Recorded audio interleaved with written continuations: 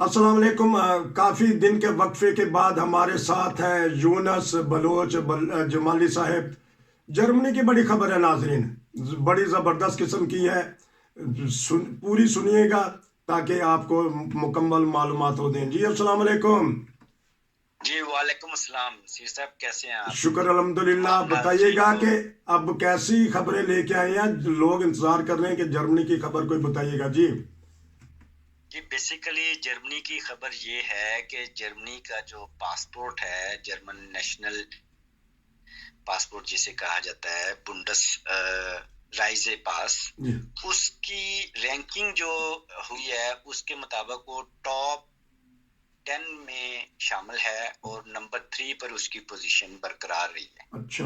ये रिपोर्ट जो आप अब शाया हुई है, ये हेनले इंस्टीट्यूट वाले करते हैं। एवरी ईयर वो ये रिपोर्ट शाया करते हैं और उसमें वो मुख्तलिफ ममालिक के पासपोर्ट की रैंकिंग करते हैं कि जहां पर वीज़ा फ्री एंट्री या वीज़ा ऑन अराइवल मिलता है।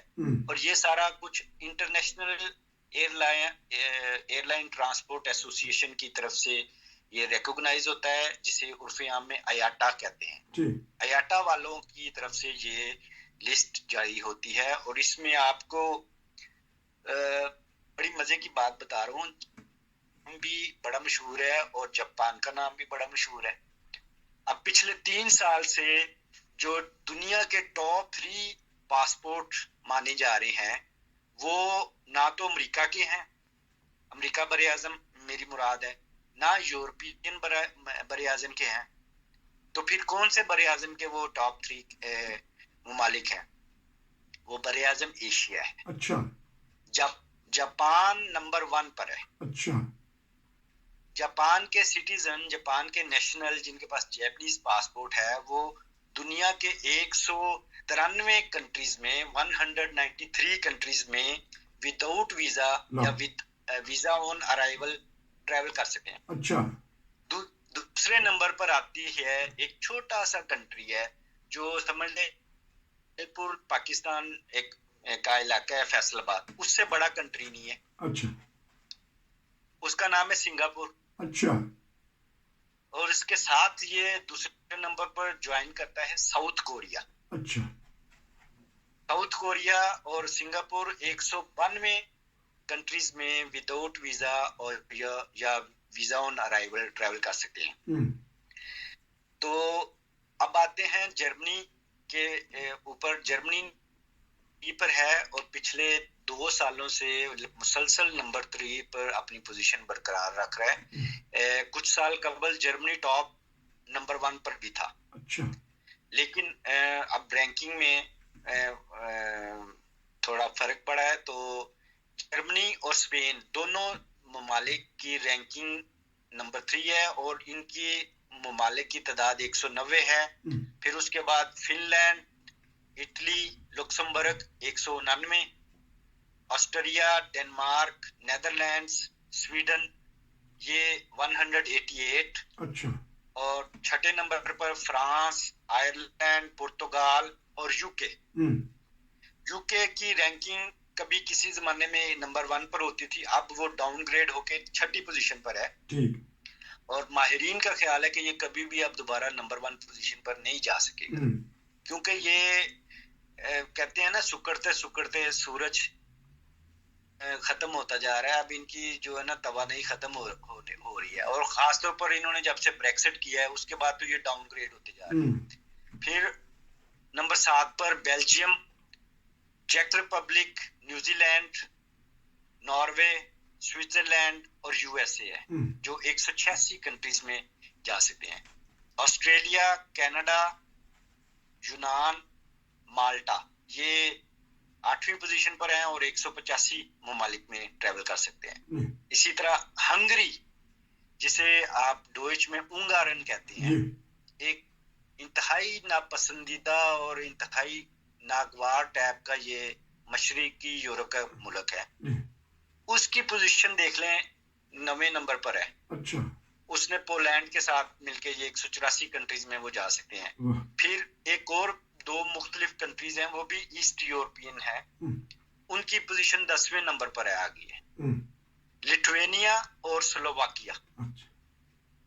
ये छोटे छोटे कंट्री हैं, लेकिन इन्होंने अपने सफारत खानों को और अपनी इन चीजों को इतना मजबूत रखा हुआ है कि दुनिया के टॉप 10 पासपोर्ट्स में आ गए हैं। दूसरी तरफ आ जाए तो अफगानिस्तान दुनिया का सबसे इंतहाई नीचे नंबर पर पासपोर्ट है, जो सिर्फ 29 कंट्रीज में विदाउट वीजा जा सकता है। अच्छा। फिर उसके बाद आता है इराक और सीरिया, जो 30 कंट्री में जा सकते हैं। ठीक है, उसके बाद फिर हमारे पाकिस्तान का जो जिसे सब्ज हलाली परचम और पता नहीं किस तरह मुकद्दस किस्म का पासपोर्ट रखा हुआ है, वो सिर्फ 33 कंट्रीज में, सिर्फ 33 कंट्रीज में विदाउट वीजा जा सकते हैं जी, या वीजा ऑन अराइवल ले सकते हैं। तो और ये तो अब पूछने वाली बात है ना, पीटीआई वाले जो साबिक हुक्मरान थे वो तो बड़े नारे लगाते थे कि जी हमने पाकिस्तान के पासपोर्ट को ऐसी इज्जत देंगे कि गोरे भी यहाँ पर आके काम करेंगे, अपना फख्र करने पर। तो ये देख लें आप पाकिस्तान का क्या हाल हो रहा है।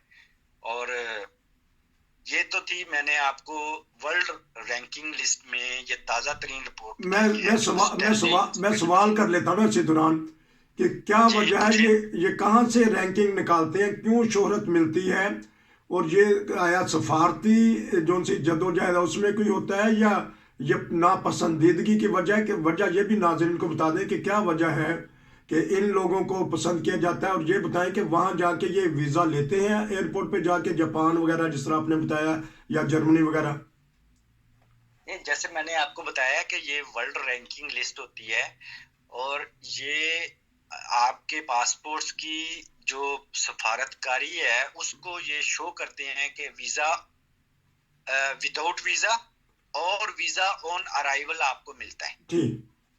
ठीक है, और जैसे कि आपको पता होगा ये जो IMF वाले रैंकिंग करते हैं आपकी इक्तिसादियात के लिहाज से, अब पाकिस्तान को उन्होंने ये किया हुआ है कि वो अपने नहीं अदा कर सकता। ठीक है, तो वो होती है मूडीज वाले। मूडीज एक इंटरनेशनल कंपनी है जो रैंकिंग इस्तेमाल करती है किसी मुल्क की जीडीपी को देख के। जीडीपी कहते हैं जो पर पर्सन किसी की जो तनख्वाह होती है, जो उसकी ग्रोथ होती है उस मुल्क की।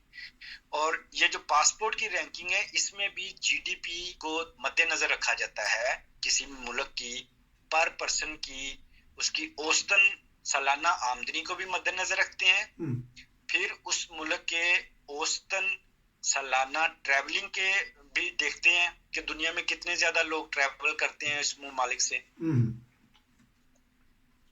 तो कहने को तो आएगा जी पाकिस्तानी बड़े ट्रैवल करते हैं, नहीं, पाकिस्तानी कोई ट्रैवल नहीं करते। पाकिस्तानियों को तो वीजा के चक्करों में पड़ा होता है। जापान वाले सबसे ज्यादा टूरिस्ट होते हैं। आप किसी भी कंट्री में चले जाएं आपको जापान के ग्रुप नजर आते हैं। जापान के ग्रुप के। अच्छा, ये बताइएगा, आप जर्मनी पे बात कर लेते हैं कि जर्मनी जो है यूरोप में तो फ्री है ही है, लेकिन कौन सा ऐसा मुल्क है कि जहां जाके जर्मनी वालों को भी परेशान किया जाता है, लेकिन पाकिस्तान तो जर्मनी वालों को घुसने नहीं देता, वो कहता वीज़ा लेके आओ। तो आप कह रहे हैं कि जर्मनी को बड़ी सहूलत है हर मुल्क में जाने की। देखिए, वही तो है, दुनिया में टोटल जो कंट्रीज हैं वो 210 रिकॉग्नाइज कंट्रीज हैं जो यूएनओ के अंडर आते हैं। ठीक है, इसके अलावा भी ममालिक हैं जो नहीं देते हैं वीजा या आने। अब पाकिस्तान एक वाहिद मुल्क है, ठीक है, जो अपने ही शहरियों को आने के लिए या अपने पैदा हुए या अपने जाय पैदाइश वाले उनसे $80 का वीजा लेता है आने के लिए। ये कहाँ की तुक बनती है कि अगर वो कहते हैं जी वीजा नहीं लेना तुसी नेशनलिटी क्यों छड़िए। अच्छा, नेशनलिटी छोड़ी हो तो किसी के पास POC होता है, पाकिस्तान ओरिजिन कार्ड, उसको भी बगैर वीजे के आने देते हैं। लेकिन वो जो POC बनाते हैं वो भी 200 यूरो से ऊपर उसकी फीस रखी हुई है। ठीक है, आप पासपोर्ट बनाते हैं जर्मनी में नेशनलिटी लेने के बाद, आपका मैक्सिमम 63 यूरो या 65 यूरो आई थिंक, अब उन्होंने थोड़ा सा बढ़ा दिया है। इससे ज्यादा आपका पैसा नहीं लगता पासपोर्ट बनाने के लिए, और 10 साल का बना के देते हैं। तो ये सिर्फ पैसा खेलने की चीजें हैं। ये पाकिस्तान की कोई सफारतकारी नहीं है, कोई सहूलत नहीं है, नथिंग एल्स। लोग कहेंगे कि जी तुसी पाकिस्तान जाना ही छाड़ दो। अच्छा, ये भी मैं नाज़रीन को बताते हैं, आपको ज़्यादा इल्म होगा कि बहुत सारे जर्मनों ने अपना पासपोर्ट बनवाया ही नहीं। वो इसलिए कि वो जाते ही नहीं। बहुत सारे जर्मन जो हैं, पुराने जर्मन यूरोप में जाते हैं तो उनके लिए शनाख्ती कार्ड ही काफ़ी है। इस बारे में बताइएगा कि ये क्यों नहीं बनवाना चाहते अपना पासपोर्ट। राइजे पासपोर्ट तो उनको बाजों को जब माइयों से बात होती है कहती है ऐसी की करना पासपोर्ट, अभी तो फ्रैंकफर्ट भी नहीं वेख्या। देखिए, ये दरअसल ये वही सिलसिला है जो पाकिस्तान में भी है। हमारे ममालिक में भी देहातों में ऐसे लोग हैं जो जिन्होंने लाहौर तक नहीं देखा होता। जी, ठीक है।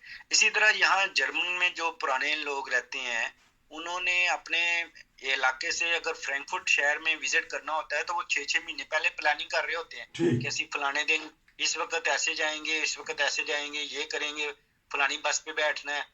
तो ये एक नेचर है। लेकिन अब जर्मनी में ट्रैवलिंग की शरह बहुत ज्यादा बढ़ रही है जी, और जर्मनी यूरोप में तो ट्रैवल करता ही करता है, दुनिया के दूसरे ममालिक में भी टूरिस्ट जर्मनी, स्पेन, यूके ये वाले लोग ट्रैवल करते हैं, ये वाले इटली, फ्रांस वाले। ठीक। मैं थोड़ी सी एक और जर्मनी के बता दें खबर। क्राइम्स छोटे मोटे हो रहे हैं, तो ये किस वजह से क्राइम्स हो रहे हैं? क्योंकि अगर ये जंग की वजह से जो लोग आए हैं, मुल्क का नाम ना चाहे लें, यही वजह तो नहीं कि बाज़ इलाकों के लोग आ गए हैं, बेरोजगारी है, क्राइम्स बढ़ता जा रहा है, चोरी चकारी का पता लगता रहता है। तो क्या आपका क्या खबरें कह रही हैं आजकल? नहीं, दरअसल जर्मनी का जो सिस्टम कोलैप्स हो रहा है थोड़ा सा क्राइम के हवाले से, उसमें पहली बात तो ये है कि इनों का अभी तक ये सिस्टम, इनके जो ब्यूरोक्रेसी है, जो लॉ मेकिंग अदारे हैं, उनमें इनके अंदर एक दूसरे को जज़ब करने की सलाहियत कम है। ठीक, दूसरी कौमों को जज़ब करने की सलाहियत, ये अभी भी इनके अंदर एक कीड़ा है जिसे पाकिस्तानी ज़बान में कीड़ा कहते हैं ठीक, कि विया जिन बेसा। ठीक, ठीक है, कि हम तमाम दुनिया से आला है। ठीक, यही इनका नारा था सेकंड वर्ल्ड वार में भी, डॉइचलैंड डॉइचलैंड ओवरऑल डॉइचलैंड। ठीक, ठीक है। तो अभी भी ये इनके अंदर वो तुखम मौजूद है जिसकी वजह से ये दूसरों को अपने अंदर जज़ब करने की, और यही बुनियादी वजह है कि दूसरी कौमें जो यहाँ पर आके आबाद हो रही हैं या हुई हैं, वो अपने आप को इनसिक्योर फील करती हैं ठीक, और ये उसको दिखाते हैं, ये रूड होते हैं बहुत ज्यादा। ठीक, आप खुद भी यहाँ पर काफी अरसे से हैं और मेरे नाजरीन भी सुनने वाले ये देखते होंगे कि वो 10-10, 20-20 साल एक ही जगह पे रह रही हैं। उन्होंने आज तक अपने हमसाये को बड़ी दफा बुलाया होगा, उसको चाय भी पेश की होगी, खाना भी पेश किया, लेकिन उनके हमसाये ने, जर्मन हमसाये ने क्या कभी उनको अपने घर में दावत दी? नहीं देते हैं। ये वो कहते हैं, एक बड़ा मशहूर मकौला है कि जब तक आप 20 टन की जो नमक की है ना, 20 मन नमक जर्मनों के साथ बैठ के खा ना लें तो ये आपको एक गिलास पानी नहीं पेश करेंगे। ठीक, ठीक हो गया। तो क्योंकि हमने नाजरीन आज हल्के फुल्के अंदाज में जर्मन पासपोर्ट की अहमियत के बारे में बताया कि इंशाल्लाह हम कोशिश करेंगे कि जो जर्मनी की नई ताज़ा खबरें हैं उसके ऊपर भी आपसे हम रब्ता रखेंगे, बताएंगे कि कैसे केस चल रहे हैं। बहरहाल केस सुनने में आया कि पास भी हो रहे हैं जो असाइलम यहाँ के लेते हैं, और जो नए कवानीन है उसके ऊपर भी हम बलोच साहब से पता करेंगे। आपका बहुत शुक्रिया। इंशाल्लाह आपसे रब्ता रहेगा। नसीर को इजाज़त दीजिए। अस्सलाम वालेकुम।